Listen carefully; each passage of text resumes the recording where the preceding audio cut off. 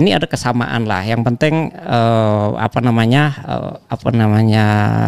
ada kesamaan visi misi, ada kesamaan langkah-langkah, ada hal-hal yang akan diperjuangkan itu sejalan. Itu bisa menjadi satu titik temu. Itu artinya ada satu harapan. Kemudian yang kedua, watak PDIP ini kan juga tidak ingin menjadi partai yang ditinggalkan oleh massa yang jumlahnya sangat besar. Nah, aksi-aksi kemarin menurut saya itu membawa pesan yang sangat kuat bahwa ini adalah masa-masa perubahan.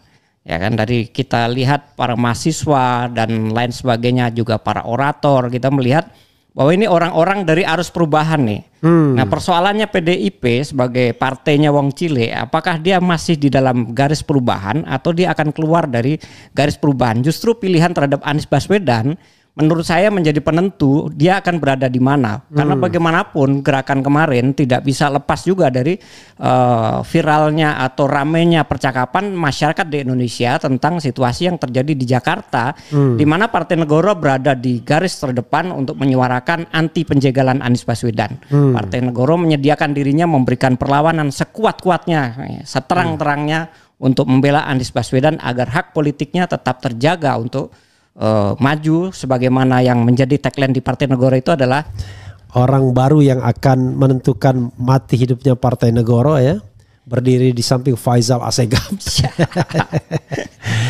Jadi bro, mungkin karena ini orang perlu kenal dulu dengan Sekjen Partai Negoro, ya, barangkali Anda belum banyak muncul di ruang publik, ya kan. Kapan gabung sama Partai Negoro, bro? Ya, saya diajak Bung Faisal Assegaf itu bulan Mei. Bulan Mei, ya? Bulan Mei, Partai Negoro kan April muncul, ya. Oke. Bulan Mei saya diajak, kemudian awalnya saya salah satu ketua bidang pemberdayaan masyarakat itu. Tapi karena dinamika internal, kemudian saya diminta menjadi Sekjen Partai Negoro. Ya. Oke, ya. Sejak kapan Sekjen Partai Negoro? Sekjen Partai Negoro bulan Mei juga. Bulan Mei juga, ya. Ketiga kalau tidak salah itu. Jadi Mei ya, Mei. Langsung, ya. Ini sobat eros sekalian, Sekjen Partai Negoro membawa berita yang ngeri-ngeri sedap, ya. Dia meyakini bahwa Anies akan maju. Pilkada DKI saya tidak tahu karena tadi sebelumnya ketua umumnya mengatakan sudahlah sabar Anies gitu-gitu kan, bikin Twitter melihat pidato Bu Mega yang arogan. Emang siapa dia, ya kan? Kemarin sore ngapain aja? Dan lain sebagainya. Tapi tiba-tiba Anda membawa optimisme Anies bakal maju dan Partai Negoro akan galang elemen perubahan. Bisa dijelaskan lebih jauh, bro? Keyakinan Anda bahwa Anies bakal maju? Ya, Anies ini kan memiliki latar belakang yang menarik, ya. Selain dia sebagai akademisi, dia juga aktivis.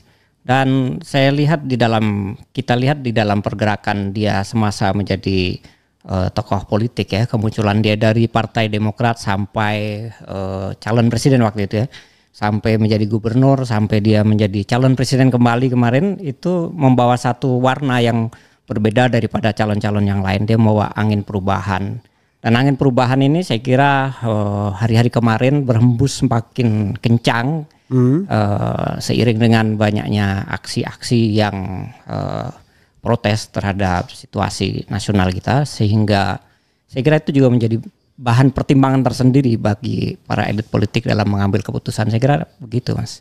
Oke, pertanyaannya adalah kalau kita kaitkan dengan hari ini, kondisi hari ini, satu-satunya partai yang memenuhi syarat dan belum mencalonkan calonnya itu kan cuma PDIP. PDIP dipastikan lebih dari 7,5%. Sisanya nggak bisa. Walaupun partai-partai non-seat itu gabung belum sampai 7,5%. Cuma 3,4% itu pun sudah gabung dengan Garuda dan dengan Partai Gelora yang sudah bergabung dengan Kim Plus. Pertanyaannya, optimisme Anda bahwa Anies bakal maju itu dari rahim siapa? Rahim PDIP yang kemudian dengan kesombongannya Mega mengatakan, emang siapa lu? Kemarin sore di mana? Atau dari rahim PKB, dari rahim Nasdem, dari rahim PKS yang kemudian melihat peluang, wah kalau begitu kita mainkan Anies lagi aja dah. Karena kebetulan kita bisa nyalon sendiri. Karena sekadar saya recall ada 8 partai kan yang bisa nyalon sekarang. Dari 11 partai di di DPRD DKI, ya. 3 yang tidak bisa cuma Demokrat, tapi Demokrat hampir, kemudian Perindo dan P3. Silakan, dari Rahim mana pertanyaannya? Jadi yang pertama yang paling kelihatan di depan mata peluang itu ada di Partai Demokrasi Indonesia Perjuangan. Ya, statement Bu Mega saya baca itu kan pesan bahwa perlu ada satu komunikasi yang intens antara pendukung Anies Baswedan atau Anies Baswedan dengan PDIP, penyesuaian. Oke. Kemudian yang berikutnya kita juga membaca kan ada statement Pak Hasto bahwa Pak Hasto menyatakan sudah ada komunikasi antara PDIP dengan Anies Baswedan, di mana komunikasi itu secara jelas Pak Hasto yang belakangan ini yang menjadi isunya adalah Pak Anies bukan kader partai gitu. Yeah. Nah, Pak Hasto menegaskan bahwa ini ada kesamaan lah. Yang penting ada kesamaan visi misi, ada kesamaan langkah-langkah, ada hal-hal yang akan diperjuangkan itu sejalan. Itu bisa menjadi satu titik temu. Itu artinya ada satu harapan. Kemudian yang kedua, watak PDIP ini kan juga tidak ingin menjadi partai yang ditinggalkan oleh massa yang jumlahnya sangat besar. Nah, aksi-aksi kemarin menurut saya itu membawa pesan yang sangat kuat bahwa ini adalah masa-masa perubahan.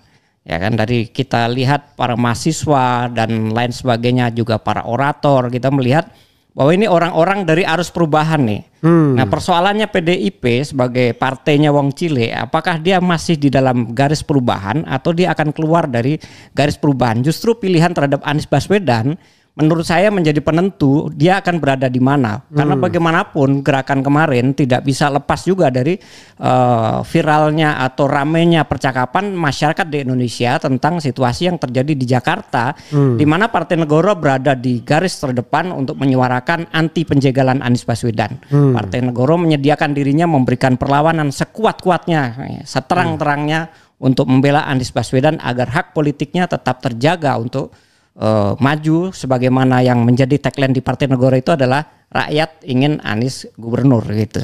Dan arus itu sangat kuat sekali sehingga terjadi percakapan, terjadi kekecewaan terhadap pengekangan itu sehingga masyarakat kemudian tergerak, apalagi putusan-putusan pemerintah yang tentang MK nomor 60 ya. 60 yang dicoba dimentahkan oleh parlemen itu dibaca oleh publik sebagai satu bentuk kejahatan yang kemudian menjadi pintu masuk arus perubahan kita saat ini, seperti itu.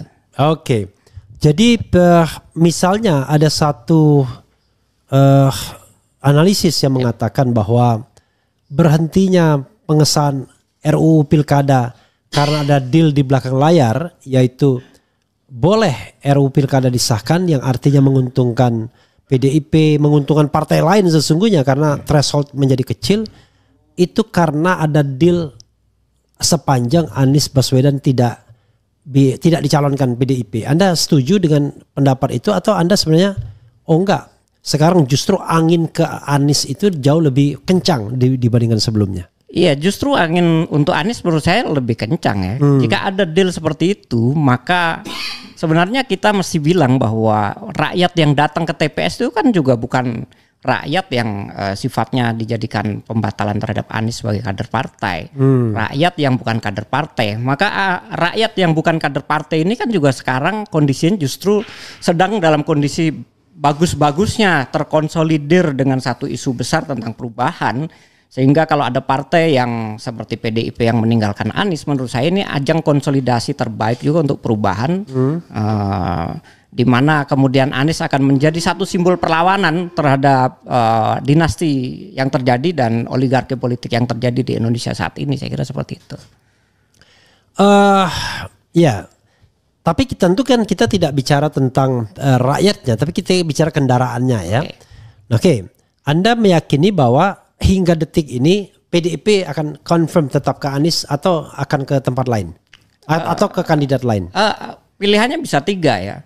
Yang pertama, PDIP akan mencalonkan calonnya sendiri di luar Anies yang dia sebut sebagai kader. Tamat dong Anies kalau gitu. Oh belum. Ya. Kemudian yang kedua, dengan putusan MK yang menetapkan Jakarta 7,5% itu syaratnya, maka ada kemungkinan juga di antara partai-partai yang sekarang ini masuk di dalam koalisi, ada peluang juga untuk keluar dari koalisi dan mencalonkan Anies. Saya karena waktu masih panjang, masih 3 hari ya. 3 hari itu waktu yang panjang. 4 hari. Iya, karena perubahan terjadi menit by menit, detik by detik, jam per jam itu terjadi dinamika politik menurut saya yang sangat serius dan menarik di Jakarta. Gitu. Ketiga? Yang ketiga adalah terjadi koalisi antara PDIP dengan partai yang berani keluar dari ranah maksudnya Anda tadi bilang peluang untuk Anies. Iya, peluang untuk Anies itu ada 3. Oke. Jadi dari PDIP, kemudian dari partai yang mau keluar atau dari gabungan koalisi. Ya. Oke, kita berimajinasi, bro ya. Kita berimajinasi mengenai PKB. Oke. Saya mendengar desas-desus ya, angin sepoi-sepoi karena belum kencang anginnya, sepoi-sepoi. Konon katanya PKB bersurat kepada Anies untuk memajukan Anies sebagai calon gubernur. Oke. Keberatan saya kan ada 2 hal kan. Pertama, apakah iya Caimin berani untuk menolak tawaran kursi dari Prabowo seandainya memang ini perilaku Prabowo? Yang kedua, apakah Caimin sudah yakin dia tidak akan dijungkalkan oleh gerakan NU yang didukung oleh sepertinya baik Jokowi maupun Prabowo? Silakan bro, Anda mengeksplor. Saya kira Caimin ini orang yang cerdas ya. Dia bisa membaca kemana angin bertiup ya. Saya kira kalau dia berada di koalisi justru posisi dia lumayan berat karena NU itu kan sudah selama ini ya, kampanye untuk Prabowo dan Jokowi. Sahamnya cukup besar sehingga mungkin saja kemudian NU meminta kepada Prabowo dan Jokowi agar mengkerdilkan PKB. Maka peluang PKB yang lebih bagus apabila dia pertama mencalonkan calonnya sendiri yaitu Anies Baswedan. Apalagi Anies sudah ada track record di mana dia membangun satu kerjasama politik dengan PKB yang cukup bagus, di mana Caimin juga terbukti dengan keberadaan Anies Baswedan suara PKB meningkat cukup bagus ya. Yang kedua, Caimin bisa berada dalam posisi bersama PKB berkoalisi dengan PDIP, meyakinkan bahwa ini satu kekuatan yang penting di mana Jakarta harus dimenangkan oleh kekuatan nasionalis dan kekuatan Islam tradisional gitu. Dan tentu kelompok-kelompok Islam lain yang mendukung Anies yang selama ini mungkin kategorinya Islam modern gitu. Pertanyaannya adalah kenapa kemarin PKB tidak mau ketika misalnya ada kesempatan untuk join dengan PDIP? Karena kalau PKB dan PDIP kan cukup untuk mendorong Anies pada waktu itu. Ya itu soal situasi politik. Saya kira ada tekanan-tekanan atau ada situasi-situasi yang harus direspon saat itu. Tetapi situasi itu kan berkembang ya dengan ada putusan baru, dengan ada kesempatan baru, challenge baru di mana PKB akan lebih bagus, akan lebih baik jika misalnya bersama Anies Baswedan. Itu tentu mengubah situasi mereka.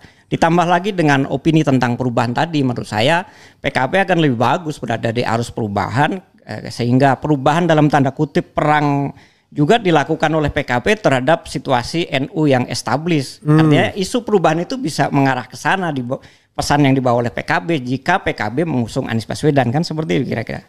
Oke, artinya kalau kemarin PKB ragu-ragu karena dia sih tidak bisa standing alone gitu ya. Sekarang kalaupun tidak ada partai yang berkoalisi dia tetap bisa majukan begitu ya. Iya, tetap bisa mengajukan karena suara PKB kan di atas 7. Oke. Menurut Anda bagaimana dengan PKS? PKS dulu ya kita bahas. Ya. Apakah setelah masuk Kim dan kemudian mendapatkan jatah wakil gubernur, apakah dia kemudian tetap stay di sana? Apakah sebenarnya dia tertarik untuk balik untuk merealisasikan apa itu Anies Sohibul Iman, Anies whoever the name from PKS kan bisa dia tinggal masukkan saja dan tidak perlu lagi cari-cari partner. Dan saya kira partner akan datang sendiri ketika PKS pun sudah bisa standing alone begitu. Silakan. Ya kalau kami harapkan ya partai-partai yang pernah memberikan dukungan untuk Anies Baswedan kembali ke arah perubahan ya, kembali ke jalur perubahan karena sejatinya suara rakyat terwakilkan di sana, ya kan, seperti PKS dan juga Nasdem. Ya, ketiga. Coba hitung satu-satu. Ya, kemungkinan kembalinya PKS dan Nasdem itu. Oke. PKS itu harus kembali kepada Anies Baswedan karena PKS itu menjadi partai yang di Jakarta sebenarnya juga menang karena isunya perubahan, karena isunya kebaruan bersama Anies Baswedan. Kalau PKS berada di situasi yang sekarang dengan munculnya putusan 7,5% syarat tadi, maka dia akan berhadapan dengan Anies Baswedan. Saya termasuk orang yang sering mendengarkan komentar-komentar, masukan-masukan dari orang-orang yang selama ini mendukung PKS karena mendukung Anies Baswedan. Mereka menyatakan diri uninstall PKS dan tetap bersama Anies Baswedan. Itu masalahnya. Itu juga terjadi di Nasdem ya. Di Nasdem juga dia, apalagi tagline dia itu kan restorasi. Iya. Restorasi tentu wajahnya ada di Anies Baswedan, tidak ada di sana. Dan sekarang punya peluang mengajukan sendiri. Jadi kalau kemarin pendulumnya adalah dikunci, selesai dia ikut atau tidak ikut, atau disandra atau tidak disandra, maka sekarang dia harus kembali ke arus perubahan atau dia ditelan oleh perubahan, kan seperti itu. Kursi janji dari pemerintahan Prabowo, ya kan? Apakah tidak cukup kuat lagi untuk mengikat partai-partai tersebut sehingga mau lepas dari Kim? Ya dia bisa ikut ambil 1-2 kursi. Tetapi yang dipertaruhkan, jangan lupa di pemerintahan itu juga ada gelora. Ya, gelora yang mendukung Prabowo dan Jokowi. Tentu ini juga menjadi satu problem tersendiri gitu.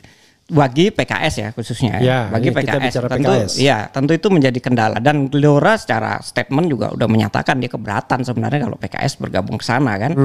Ya kan, kalau gitu apa bedanya gua sama lo gitu kan kira-kira. Nah, situasi-situasi itu akan menjadi pertimbangan kan bagi PKS sendiri dan bagi Nasdem juga gitu. Kira seperti itu.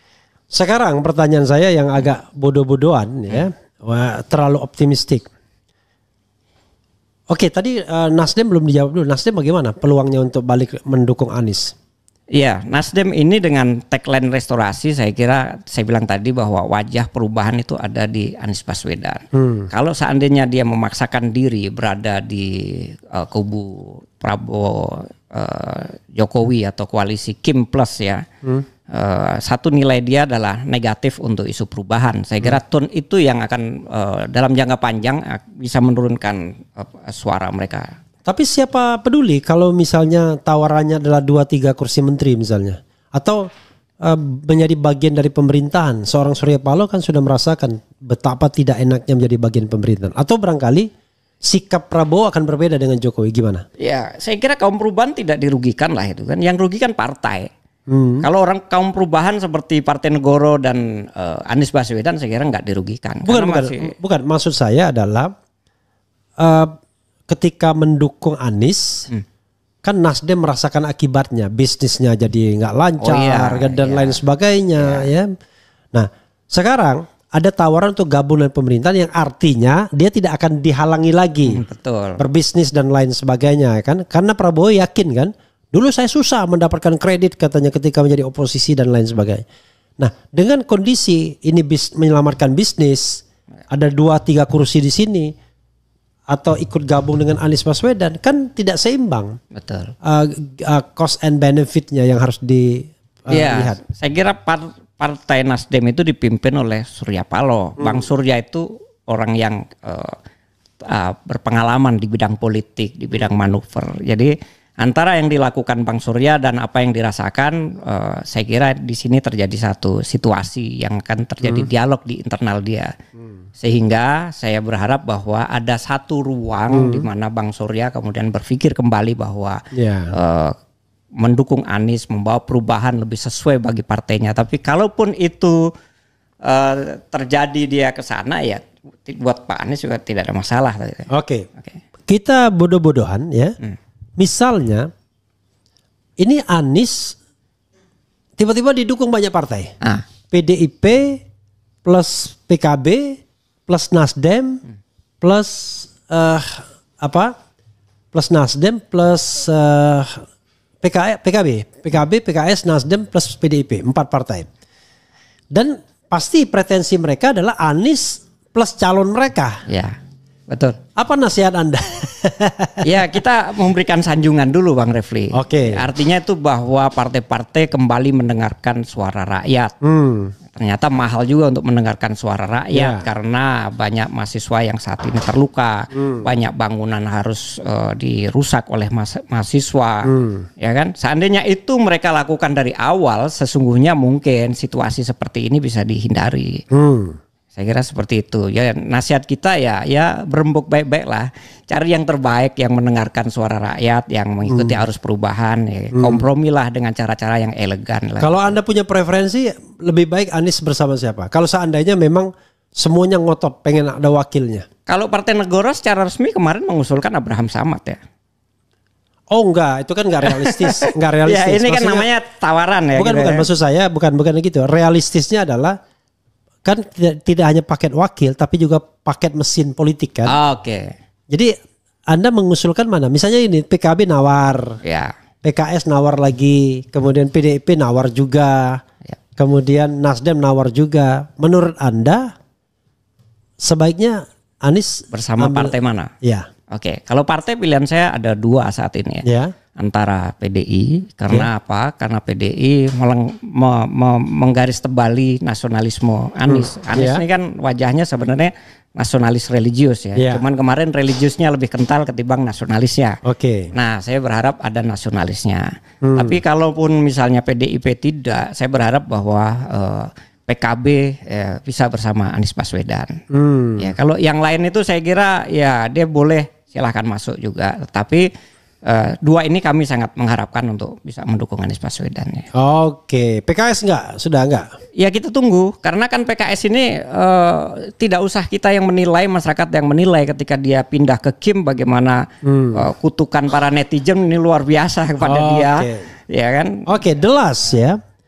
Anda begitu yakinnya bahwa partai-partai itu akan kembali pecah koalisinya dan kemudian akan memilih jalannya masing-masing dan jalan yang paling seksi itu adalah mencalonkan Anies karena peluang menangnya besar. Ya.